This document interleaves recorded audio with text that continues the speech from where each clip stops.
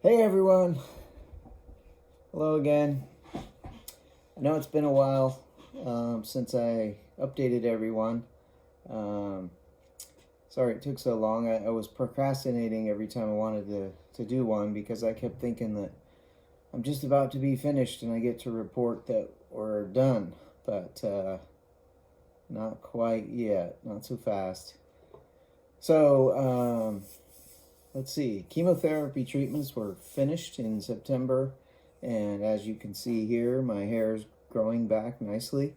Um, the last time I did one of these updates, I had completed the third of 6 chemo treatments. The fourth one went pretty good. Maybe it was a little harder than the third, but the fifth one, that was when it got real. That one surprised me and really hit hard. I had all the same symptoms as before, but it was just turned up and a lot more intense.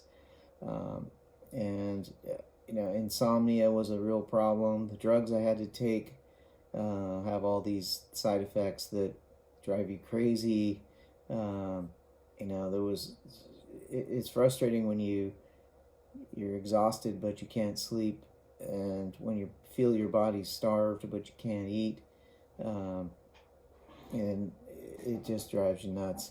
Um, and some of the insanity that drove me to made me lash out at my kids sometimes. I felt really bad about that, and even at the time, I knew it was wrong, but couldn't really stop myself from doing it. It was crazy, frustrating, and confusing. Um, and then on to the 6th chemo treatment, the final one. I knew that the 5th one was by far harder than the other 4. So I was prepared for number 6 to be, the big one. And I don't know if it was worse than the 5th. It probably was a little bit, but I was more prepared for that. And also because it was the last one, it was a lot easier to kind of just hang in there, make it one more day, one more hour, get across the finish line. So it was a lot easier to tolerate on that one. Also, I've completed all of the 4 intrathecal chemotherapy, that's the spinal tap chemo treatments that I had. Those actually weren't that bad, not as bad as it sounds. Um, Although I did have some pretty bad headaches after the last one. That was caused from a little bit of spinal fluid leaking from the spinal puncture. But those headaches went away after a week or two. Also, I got my port removed. Really happy about that. Here's a picture of me in the doctor's office right after having it removed. The bandage spot there on my chest is where the port was, and that's the port obviously in my hand there. It's really nice to have that foreign object out of my body. Um, let's see. So after we finished the chemo treatments, the doctor wanted to wait 3 or 4 weeks before doing another PET CT scan to see where we're at. And when we finally had that done and got the results, we got great news. The scan showed that we had achieved exactly the progress that the doctors were hoping for. Um, and it was right around that time that this beer, a 6-pack of this stuff, arrived on my porch. And the night after getting that scan result, we celebrated with a big dinner, and I had one of those beers for the first time right then, and man, it tasted so good. It might have been the best beer I've ever had. Um, and I don't know, I don't know if it's because this stuff really truly is great, or maybe it was one of these situations. If you're starving and somebody throw you a cracker, you're gonna be like this. God damn, that's the best cracker I've ate in my life.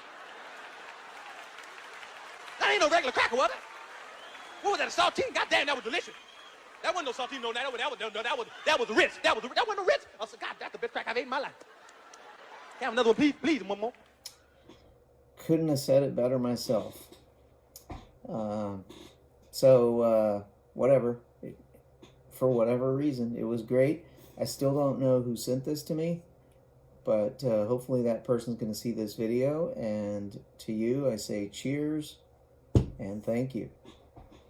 So, although everything looked great on that last scan, the doctor mentioned, oh, by the way, because of the size of your original largest tumor, it might be recommended that you have radiation treatment done as well.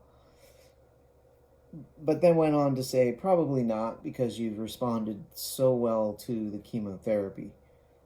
So we decided to get a second opinion from another oncologist, and his opinion was that we should get a third opinion from a radiologist, and the radiologist determined that radiation was indeed recommended for my lymphoma.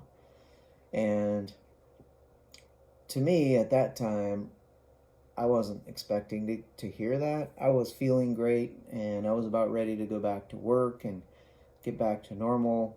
And then hearing that I needed to do more treatments was a real punch in the gut. And I communicated that, shared that with friends and family, and told everybody how disappointed I was. And it was my dad's response that really kind of changed my attitude at that point. He was the only one that responded by saying, "I'm glad." And I was like, "What do you mean you're glad? I'm pissed over here that I've got to still do more treatments." And he said that he was glad because we're doing everything that we can to kill this thing off. And that perspective really kind of snapped me out of it and made me stop feeling sorry for myself, and reminded me that I'm lucky that I got such a great team of doctors that are looking out for me and that want to use every tool at their disposal to kill every single cancer cell in my body. I'm lucky that I have insurance that's going to pay for this, and I'm lucky that I've got a job that'll still be there for me, even if I'm going to be gone a little longer than originally planned. So I shouldn't be complaining. I get to do radiation treatment, not have to do. So when I met the radiologist, she explained that radiation would be a good idea for me because it would reduce the odds of a recurrence in that particular area where the biggest tumor was from around 60% down to 10%. So those are good numbers. And she also explained that lymphoma responds very well to radiation, so it can kill it without having to do heavy doses of radiation. So, the bottom line is that radiation is just another layer of insurance against a recurrence. And I'm not having to have it done because of anything bad or anything negative or any recurrence that we're seeing. It's just another tool in the toolbox. So radiation treatment's next, and it took a while to get that set up, but this week that began. They have to do quite a bit of setup work to figure out exactly where they're going to aim the radiation beams. So that took a few weeks. But this week I started that. Today I had the fourth treatment.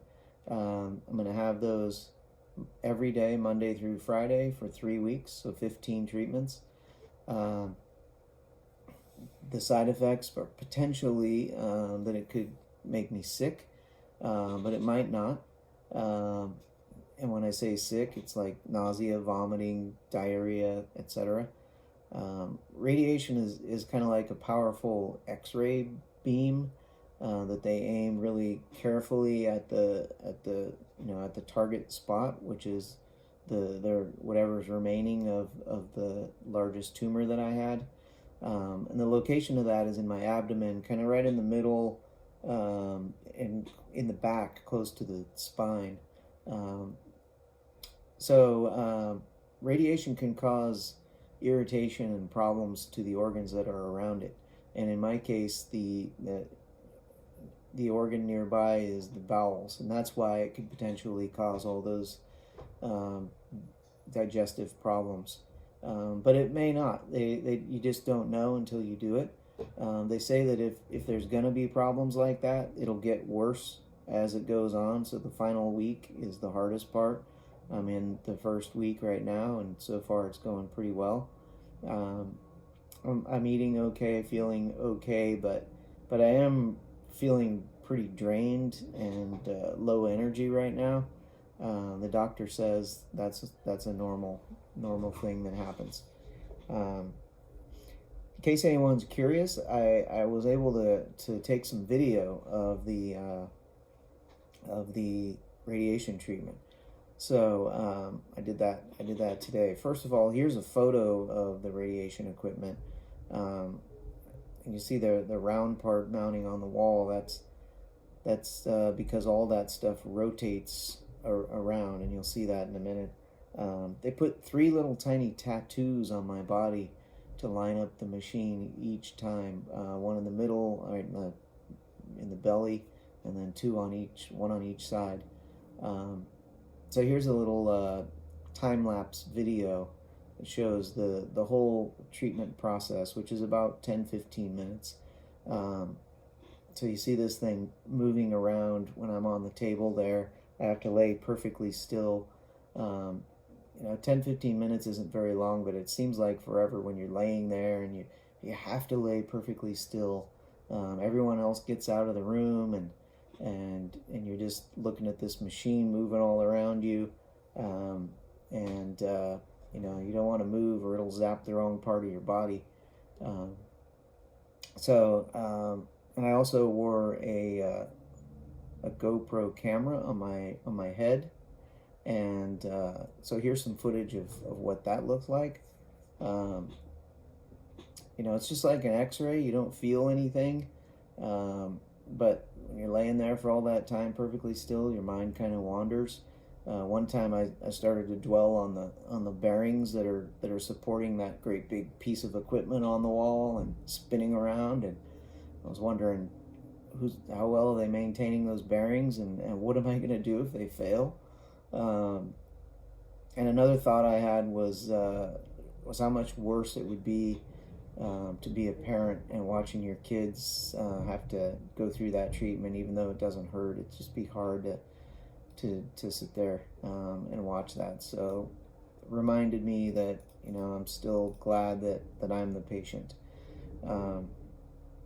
So anyways, that's what's going on right now. Once the radiation is complete, they say it'll take about a month to recover from it. And after that, I'm going to have regular blood testing done, and I'll also have PET CT scans done after 6 months, and again after 2 years. Someone asked me, why don't they do those more often? And the answer is that, besides the fact that it's expensive, is that, these things they're hard on the body.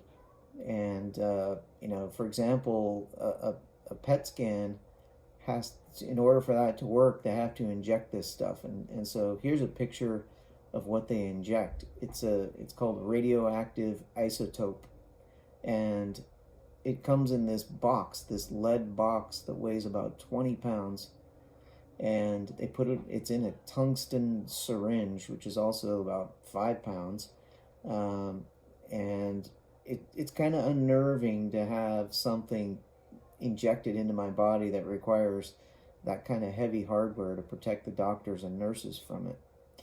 But welcome to cancer. So that's about it for now. Hopefully next time we talk, I'll be able to report that everything's completed and that I'm going back to work and life's back to normal, for whatever normal is nowadays. Let's see, last week was Thanksgiving. It was awesome. I hope yours was good too. Although it's been a hell of a year, I think every one of us has plenty to be thankful for, and we need to remember that. Christmas is next, and in our house, I think this year more than ever, we're going to be reminded of what the true meaning of Christmas is. So with that, just want to say thanks for all of your love and support. It's been great, and I look forward to seeing all of you again soon. Thanks a lot.